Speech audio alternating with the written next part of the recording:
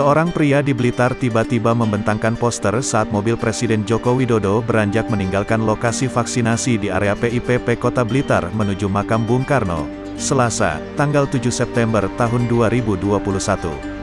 Pria yang diduga peternak ayam itu muncul di antara kerumunan warga yang menyaksikan rombongan Jokowi meninggalkan area PIPP hanya beberapa meter dari pintu gerbang PIPP.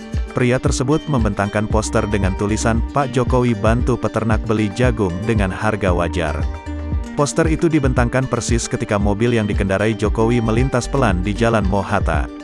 Ketika itu, jendela pintu belakang mobil terbuka dan Jokowi sedang melambaikan tangan ke arah warga. Namun aksi membentangkan poster tidak berlangsung lama karena tiba-tiba pria tersebut dipegangi oleh pria lainnya yang berdiri persis di sebelahnya.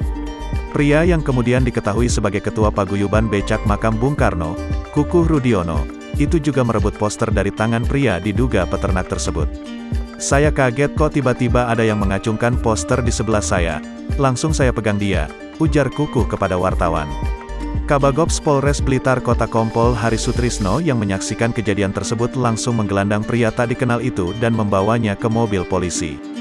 Belum ada penjelasan dari pihak kepolisian mengenai identitas dan motif pria yang membentangkan poster ke arah Presiden Jokowi tersebut.